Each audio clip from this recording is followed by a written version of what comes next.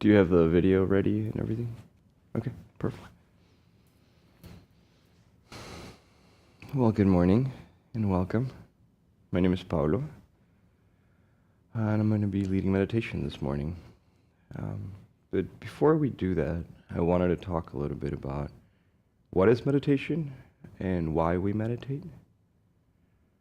So meditation is a loaded topic. It can mean many things. But in particular, shamatha, or calm abiding, which is what we will be practicing today, is a practice of learning how to focus one pointedly in an object. It could be any object, really, but in particular, or traditionally, we talk about three objects that are conducive for that. One being our breath or our body. In this case, we're going to be breathing and just following our breath, whether it is on our nostril or on our chest or in our belly, and that's an object of meditation. That can take the form of yoga in some cases too, so just using our body as an object of meditation. The other two are, you could use an image. Oftentimes it's suggested you could use an image that inspires you. Whether it's an image of the Buddha or Jesus or Muhammad. Well, I guess you don't do Muhammad, but just an image that inspires you and makes you happy. It could even be the sky or a tree. And you can use that object as meditation, and that's your focus, right? And every time we go away, come back to the focus of that object. And third, we could use a sound as meditation. Traditionally, you would use a mantra as meditation, whatever's prescribed. Today we will be working with a particular mantra, or really just a syllable, hung. So we will focus on our breath for about 10 minutes, and then we will chant hung together, hung, and then that will recite. We'll go back to our breath, but we'll explore these two types of meditations, right? The breath, which is a little bit more subtle, but it's always present there and something we can take with us. And then just to explore something a little bit more dynamic, we'll cut it up with this chanting of hung, which is also a meditation, and it's just a little bit more of a, it has a little bit more movement than just the breath, so we started training some dynamism of how can we take these meditations from this cushion into real life, just exploring a little bit of how that feels. Now so that's meditation basically, or shamatha, which is what we're doing, which is calm abiding and trying to focus on a particular object. As far as why we meditate, well, I think we each should ask that question to ourselves, but in a more broad way. We would like to, I think, learn how to pay attention to what we want to pay attention to. We're pushed and pulled all the time, whether it's by social media, by the TV, by work, by people around us. And, our attentions are scattered all over the place, and oftentimes we're not in control of how our attention is scattered. So we practice meditation to be able to learn, how do I focus my mind? How do I choose where my attention goes? Right? This is a very special thing. We're able to not be pushed and pulled by sensory inputs like social media. Now we can choose, like, hey, I don't want to do Facebook right now. I'm going to put it down. Hey, I don't want to listen to the news right now. I can just concentrate. I need to deal with this. At work, it's like, somebody's chatting over there, but no, I need to focus on this. And so we can choose to point our attention in a particular direction. In a slightly deeper way, also when we're with our loved ones, what better gift can we give to them than actually be present with them? So oftentimes, you see the image of, a couple or a family sitting at a restaurant and everybody's on their phone not paying attention to each other. Well, what if we learn how to be present and be with them without having to continue, it's like just choosing your attention instead of allowing your attention to be pulled in your habitual patterns. Now we're breaking those habitual patterns and we're learning how to focus in a particular way. And what more beautiful than to be present with those that we love around us. So yeah, that's those my thoughts on meditation. But again, I think we should all ask that question to ourselves and figure it out why we meditate at a personal level. This will drive your motivation too. I think if we are able to tap into why you particular meditate, it'll help you find a more stable practice and want to meditate more often. So let's start.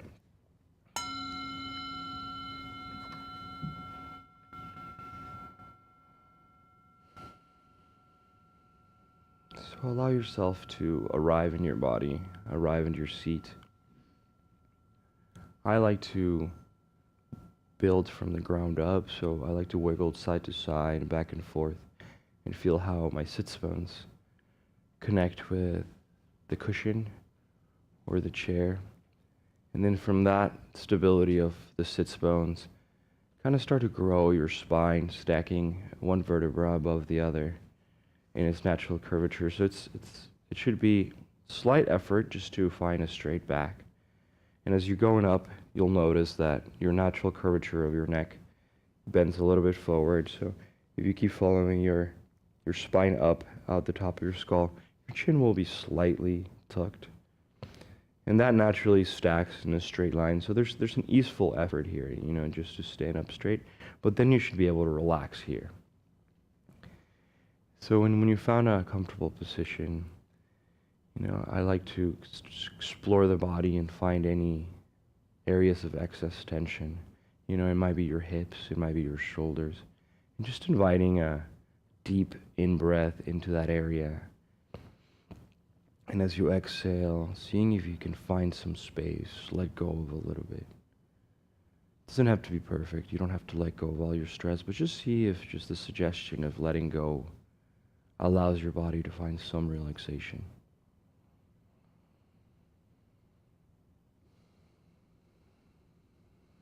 Maybe your shoulders move slightly away from your ears as you relax. Your jaw unclenches. Your eyes soften a little bit. And this allows us to arrive at our bodies, I think Sogyal Rinpoche called it coming home. When you sit on we just start to breathe, start to tap in your bodies, and you're coming home. This is your home, being present with yourself.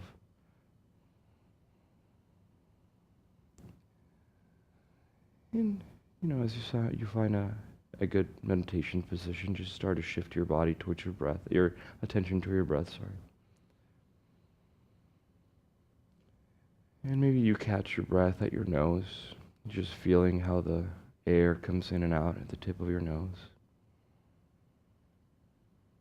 Maybe you feel it on your throat or your lungs expanding.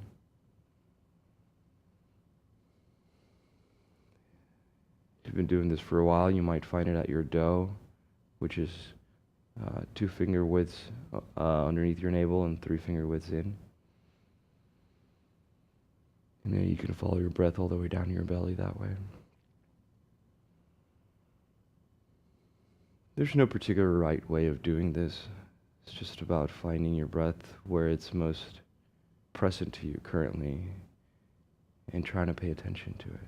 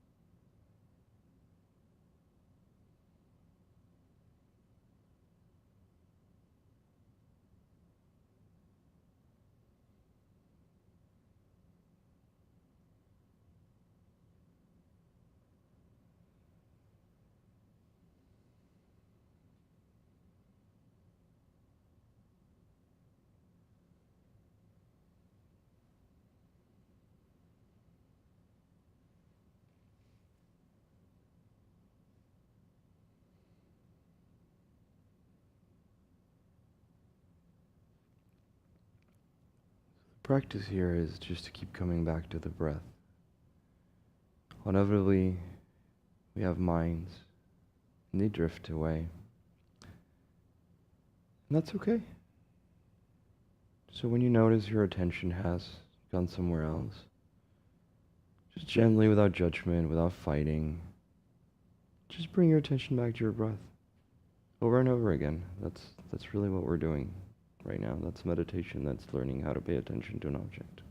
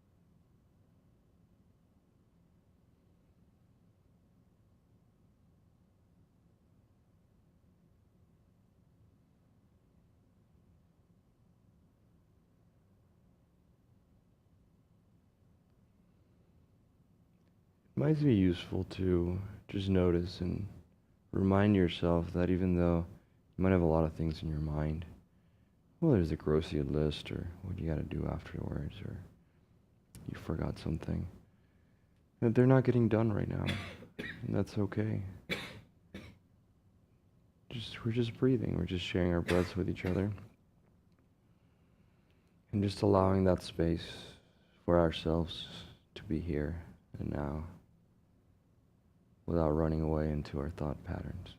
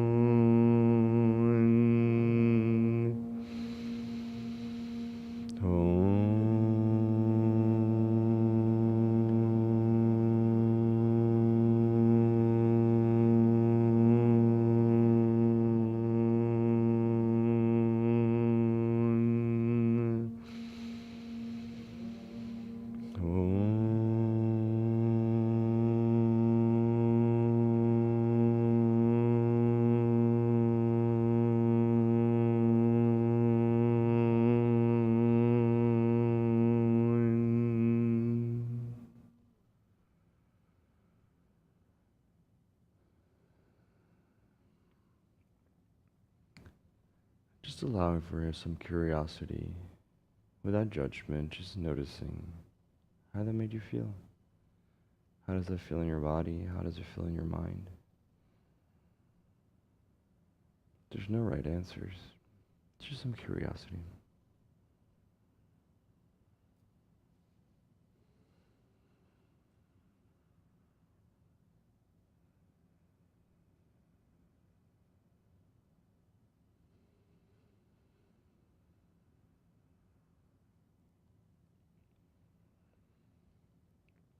And as that experience subsides, just gently coming back to the breath,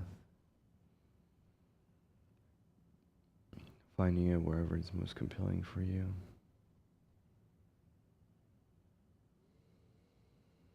But also noticing if there's any difference from before or after some chanting. Did it change the state of your mind? And how you're able to pay attention to your breath? And the answer might be no, and that's okay.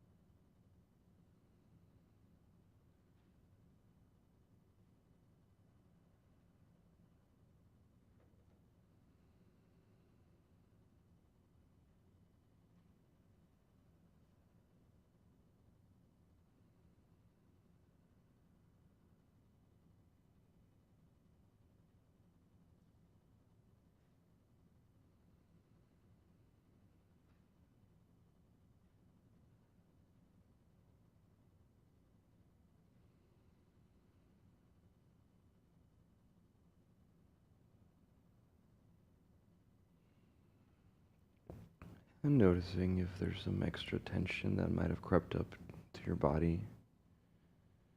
And again, just inviting your breath into that area. As you inhale, you find space. As you exhale, you relax and let go a little bit. Or maybe instead of some excess stress, you find some dullness has crept into your mind, your body. You might find it useful to just take a big in-breath, allowing some liveliness, some wakefulness to come into your body, and then a big exhale that lets go of that dullness, takes away the cobwebs, I like to think.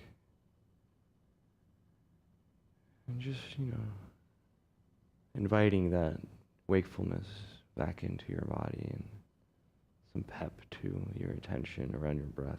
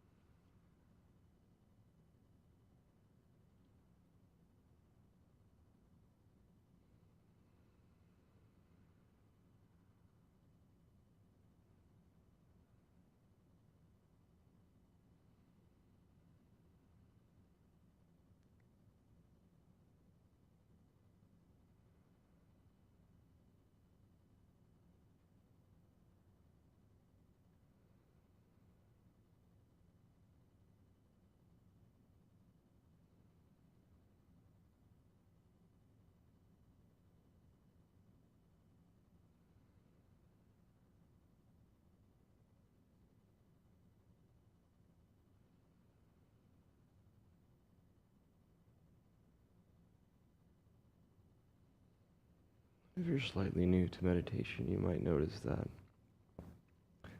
it's said sometimes that when we start meditating, it seems like our mind has gone crazy. And when there's a lot of thoughts going on, this is normal. Most likely, it's not that your mind is hyperactive more than usual. It's just that you're noticing for the first time that your mind is hyperactive. Most of our minds are, especially with how much stimuli we have on a day-to-day basis in 2019. That's okay. Just, notice it, don't fight it. Just, you don't have to chase. We're not slaves to these thoughts. We don't have to chase after each one that comes. We can just stay with our breath, notice how it comes through, and how it also subsides back into the mind. And that's okay. It's just coming back to the breath over and over again.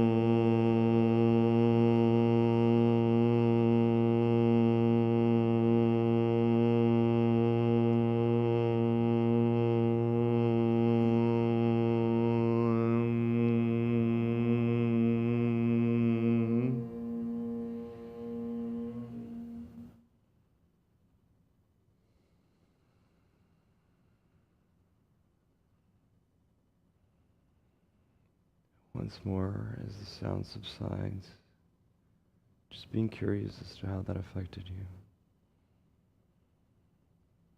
without any expectation of a particular answer, just curiosity.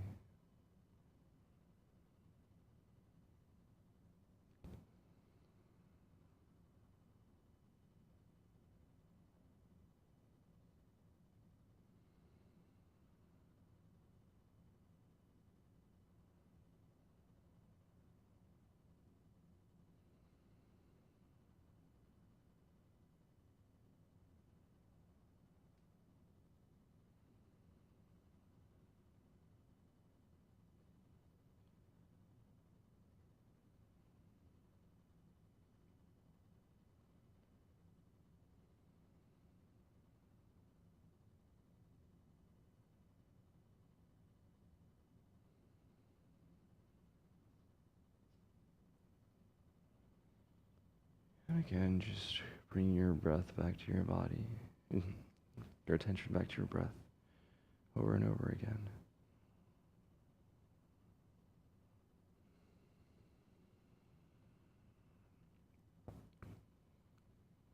Without judging your distractions or fighting your thoughts or chasing after them.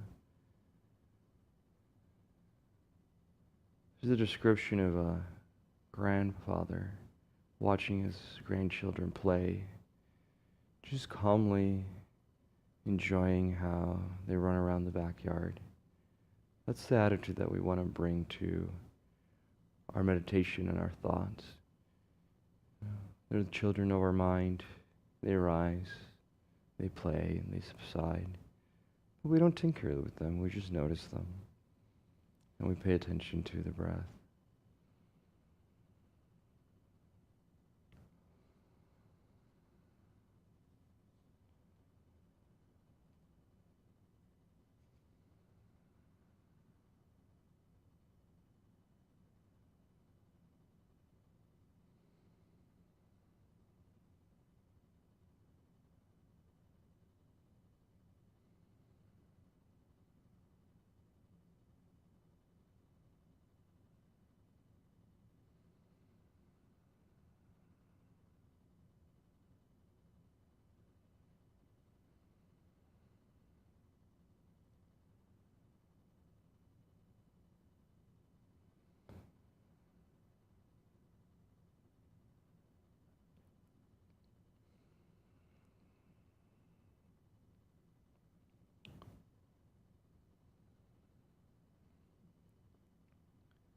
I had mentioned before we started meditating, it's important to tap into what motivates us to do really anything, but in particular here and why we meditate. What brings us back to the cushion, to our breath. There's no right answers, and they're very personal, so just maybe giving ourselves a minute or two to wonder, ponder, be curious as to why we meditate.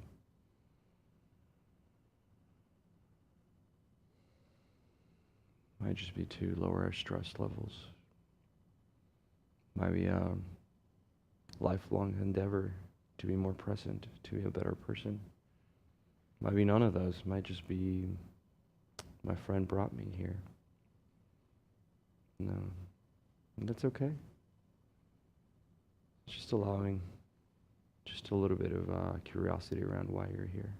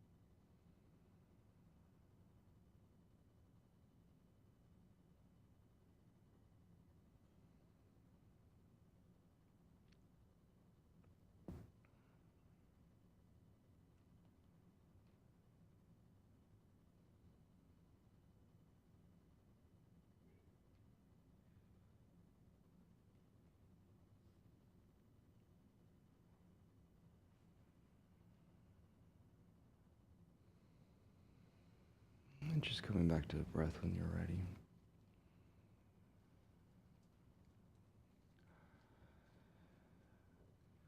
Maybe checking in again if there's excess tension that crept in, or dullness. Using your in-breath to bring wakefulness, your out-breath to let go of whatever is distracting you, whatever is making you dull or hyperactive a little bit. Just finding some middle ground ease with your breath.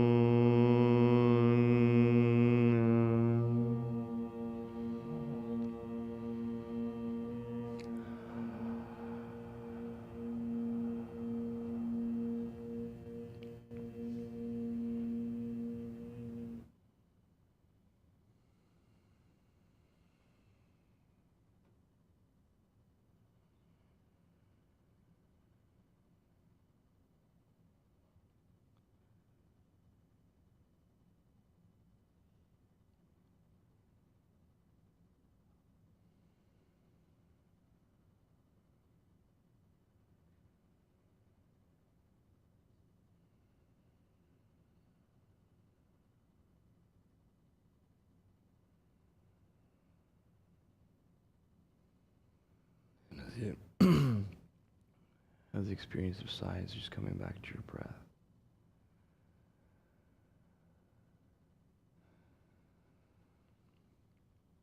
If you haven't been so far, I'd like to invite you to meditate with your eyes open here for the last few minutes.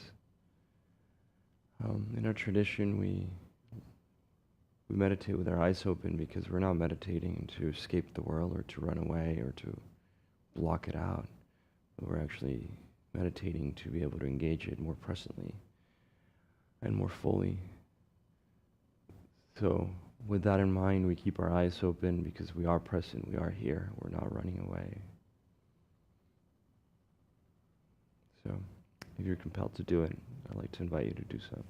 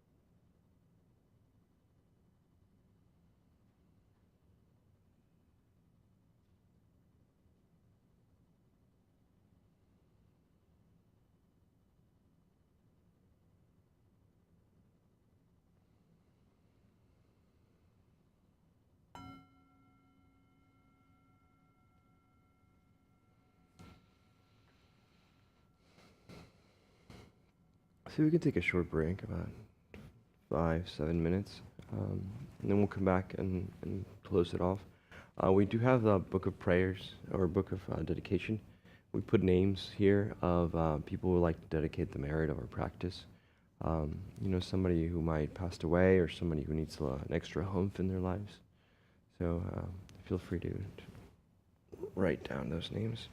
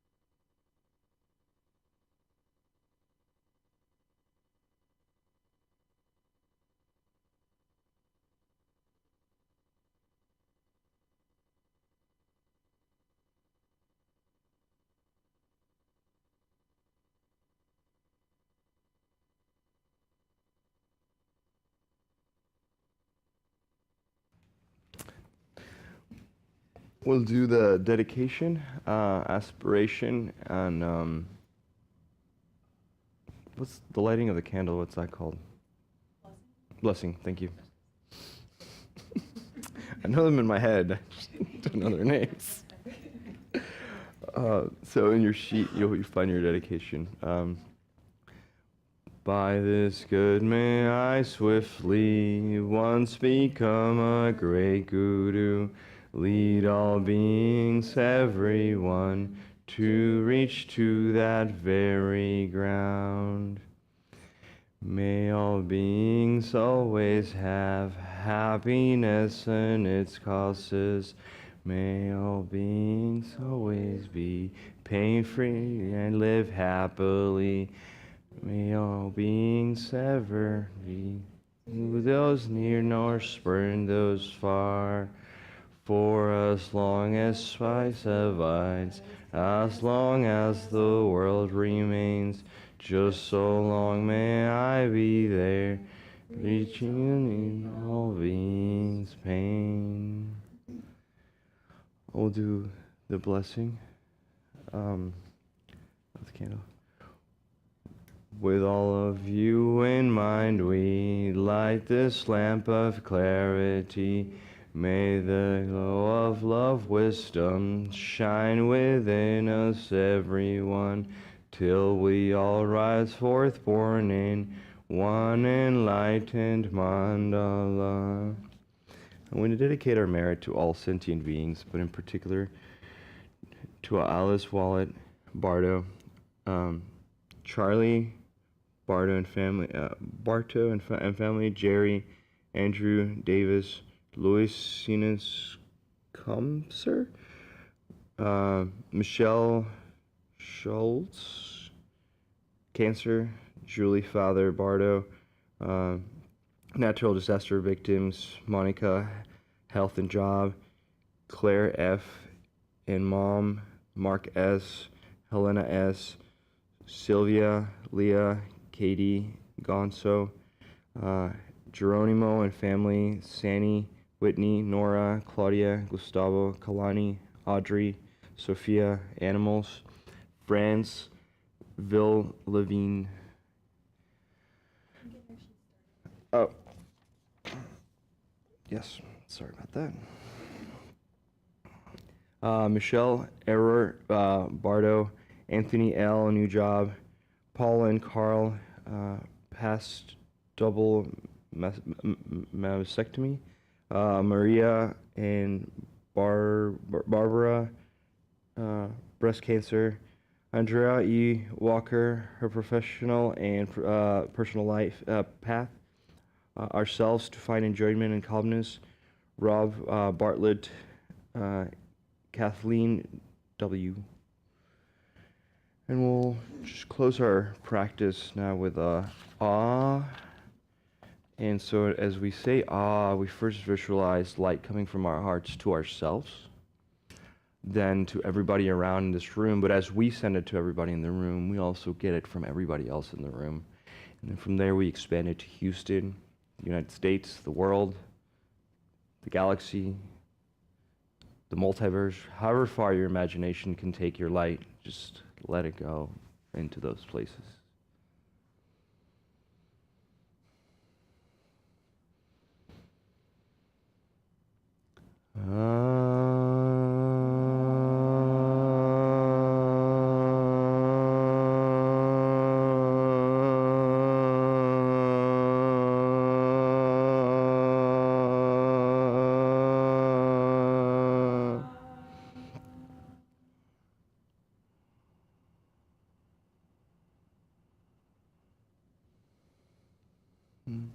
Thank you for sharing your breath with us today. And you have any comments or questions? I'm happy to answer them, or try to answer them. And have a good weekend, and hopefully we're all off tomorrow for work and you can relax more than usual. Let me just announce we have a course coming. So for the summer, we have a new course on self-compassion and compassion that I'll be teaching with Den Gitchell. And it's starting the first Tuesday of June, and it'll run for the first and third Tuesdays for June, July, and August. There'll be 6 sessions. So we encourage everyone to participate and let people know this is very, very much for the wide audience of interested people. And I think it'll be helpful for all of us. Have a happy Memorial Day. Thank you.